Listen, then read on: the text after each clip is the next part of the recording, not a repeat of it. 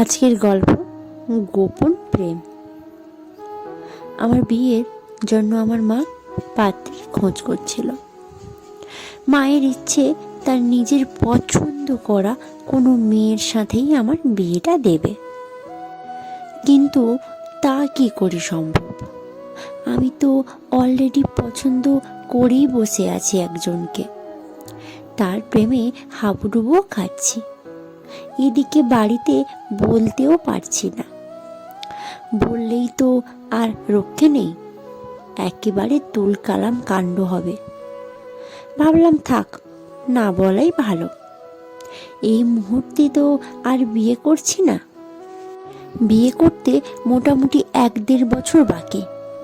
সুযোগ বুঝে একদিন মাকে সব কথা বলা যাবে, সেটাই ভেবে রেখেছি। আমি তখন দিল্লিতে থাকতাম, একটা ভালো কোম্পানিতে জব করছি। মায়ের সাথে প্রতিদিন ফোনেই কথা হয়। ফোন করে সব কথার শেষে মা একটা কথাই বলবে, তোর বিয়েটা তাড়াতাড়ি দিতে হবে, ভালো মেয়ে আমি খুঁজছি, আমার পছন্দ করা মেয়ের সাথেই তোর বিয়ে দেব, আবার প্রেম টেম করে রাখিসনি তো। কথাটা শুনতে শুনতে রোজ আমি ক্লান্ত, তাই আমিও সেই একই ডায়লগ দিয়েই বলি, মা তুমিও না, আমার উপর কি এইটুকুও বিশ্বাস নেই?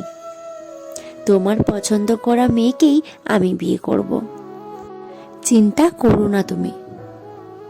একদিন সকালে ঘুম থেকে তখনও উঠিনি, 7 সকালে ফোন করে মা আমাকে বলল, তাড়াতাড়ি হোয়াটসঅ্যাপ চেক কর, খুব আর্জেন্ট।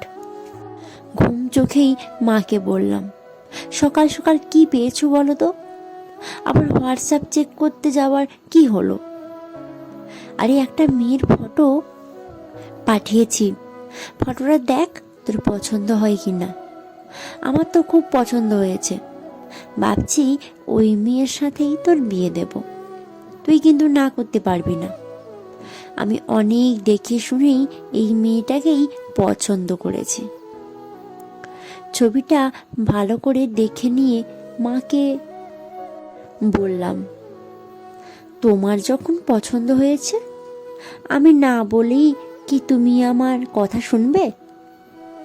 তা কোথায় বাড়ি, কি করে, সব খুঁটিনাটি খোঁজ খবর নিয়েছো তো? হ্যাঁ, সে সব নিয়েই তো বলছি। আমাদের বাড়ি থেকে 3 কিলোমিটার দূরেই মেয়েটির বাড়ি। যখন জিমে যেতাম তখন থেকেই পরিচয় হয়েছে। ও তার মাকে তুমি জিমে নিয়ে গিয়েও ঘটকালি করছো। এবার বুঝতে পারছি কেন তোমাকে জিমে যেতে মানা করে দিয়েছে। এই তুই বকবক করিস না, আমি কি করব কি না করব তোকে বলতে হবে না, তুই ফোনটা এখন রাখ। কথাগুলো বলেই মা ফোনটা কেটে দিল। আমিও আর না হেসে থাকতে পারলাম না। আমাদের বাড়িতে আছে বলতে মা আর বাবা। আমি আমার বাবা মায়ের একমাত্র ছেলে, কর্মসূত্রে বাইরে থাকি। মা নিজের শরীর স্বাস্থ্যের দিকে একদম নজর দেয় না। চেহারাটা বেশ ভারী হয়ে যাচ্ছিল আগের থেকে। নিজের খাওয়া দাওয়ার ব্যাপারে কোনো কন্ট্রোল নেই। বাবা বললেও বাবার কথা তো শোনেই না। মা আসলে নিজের বাড়িতে নিজেই হোম মিনিস্টার। ডাক্তার তো বলেই দিয়েছেন প্রতিদিন 1 ঘন্টা করে হাঁটতে, কিন্তু কে কার কথা শোনে। বাবা একদিন ফোন করে বলল, আরে তোর মা তো কোনো কথাই শুনছে না, খাবার দাওয়ার তো কোনো বিধি নিষেধ নেই, নিজের পছন্দ মতো রান্না করছে, নিজেও খাচ্ছে আর আমাকেও দিচ্ছে। বলতে গেলেই বলে, খাও তো কিছুই হবে না, এই বয়স এসব কি করলে হবে, তাই না? বেশি বললেই ঝামেলা, তুই একটু বুঝিয়ে বল তো। বাবাকে বললাম, বেশ ঠিক আছে, আমি মাকে বুঝিয়ে বলছি। খাওয়া দাওয়ার ব্যাপারে কন্ট্রোল করার কথা মাকে বলতে গেলে আমাকে দুটো কথা শুনিয়ে দেবে। তো আমি প্ল্যান করে মাকে বললাম, তুমি জিমে ভর্তি হয়ে যাও, কারণ তুমি তো হাঁটাহাঁটি করবেই না, আর জিমে ভর্তি হলে শরীর চর্চাটাও হবে, আর তুমি নিজেও ভালো থাকবে। আমার কথা মতন মা জিমে ভর্তি হয়েছিল। ওখানে গিয়ে মা কাজের থেকে অকাজ শুরু করলো বেশি। মাস দেড়েক পর জিম সেন্টার থেকে জিমের ট্রেনার ছেলেটি আমাকে ফোন করে জানালো, দাদা, কাকিমার এই জিম টিম করে শরীর চর্চার বদলে অন্য চর্চাই বেশি হচ্ছে। অন্য চর্চা বলতে? আরে দাদা, কথাটা খারাপভাবে নিও না। কাকিমা এমনিতেই ভালো মানুষ, তাই কাকিমার সাথে সবার বন্ধুত্ব হয়ে গেছে। প্রতিদিন জিম সেন্টারে ঢোকার আগে একটা সিঙ্গারার দোকান থেকে গরম সিঙ্গারা কিনে নিজেও খায়, আর আর সব মেয়েরা আসে তাদেরও খাওয়ায়। কাকিমাই সব থেকে সিনিয়র, তাই সবাই কাকিমা বলেই ডাকে।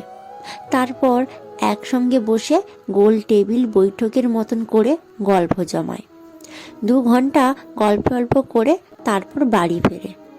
এইভাবে জিমে এসে কোনো দিন মোচার চপ, ভেজিটেবল চপ, সিঙ্গারা, এই দিন দেখি মুড়ি মাখা বানিয়েছে। বেশ ভালো রকম খাওয়া দাওয়ার চালিয়ে যাচ্ছে। আর তুমিই বলো, কাকিমার বয়স বাড়ছে, এই বয়সে এসব করলে তো হবে না। ওইসব দেখে আমি কিন্তু কাকিমাকে বলে দিয়েছি, কাকিমা, আপনার দুবেলা হাঁটাহাঁটি করাটাই ভালো হবে, জিমে এসে আপনার লাভ কিছু হবে না। সত্যিই তো, জিমে গিয়ে শরীরচর্চা না করে ওইসব করে, তাহলে তো জিমে আসতে মানা করে দেবেই। মা জিমে যাওয়া বন্ধ করে দিল। তবে যে ভালো কাজটা করে এসছে, ছেলের বিয়ের জন্য পাত্রী পছন্দ করে ফেলেছে। যাই হোক, মাস 6 পর বাড়ি এলাম। মা সঙ্গে করে নিয়ে গেল পাত্রীর বাড়িতে। বলল, শুভ, কাজে দেরি করব না। অবশেষে মায়ের পছন্দ করা পাত্রী তমালির সাথেই আমার বিয়ে হয়ে গেল। বিয়ের কিছুদিন পর ট্রান্সফার হয়ে আমি কলকাতায় অফিসে জয়েন করলাম। তবে তমালির সাথে আমার মায়ের খুব ভালো সম্পর্ক, একেবারে 2 বন্ধু যেন। বিয়ের আগে থেকেই তো পরিচয় তমালির সাথে, মানে জিমে গিয়ে, আর হবেই না বা কেন? দুজনেই খাদ্য রসিক। তমালি যেটা সব থেকে ভালো পারে সেটা হলো সুন্দর সুন্দর রেসিপি বানানো। রান্না করার ব্যাপারে এক্সপার্ট তমালি, আর সেটা মায়েরও পছন্দ। রবিবারে একটা ছুটির দিনে লাঞ্চ করতে বসেছি, বেশ মনের সুখে খেয়ে যাচ্ছি। মাকে বললাম, মুড়ি ঘন্টটা বেশ দারুণ হয়েছে তো, আর একটু হবে নাকি? মা হেসে বলল, কে বানিয়েছে দেখতে হবে তো। মায়ের পছন্দ করা মেয়েকে বিয়ে করেছিস বলে আজ এত ভালো ভালো রান্না খেতে পাচ্ছিস। মায়ের পছন্দ কখনো খারাপ হয় রে? তমালের মুখের দিকে তাকিয়ে আস্তে আস্তে বললাম, না না, খারাপ কখনো হয়? তুমি ডালে ডালে চললেও আমি যে পাতায় পাতায় চলে। কথাটা বুঝতে না পেরে মা জিজ্ঞেস করলো, কিছু বললি? না না, মুড়ি ঘন্টটা ফাটাফাটি হয়েছে, তোমার বৌমা রেঁধেছে বলে কথা। তমালি হেসে ফেলে কথাটা শোনে। তমালি বুঝতে পেরেছে আমি কি বোঝাতে চেয়েছি।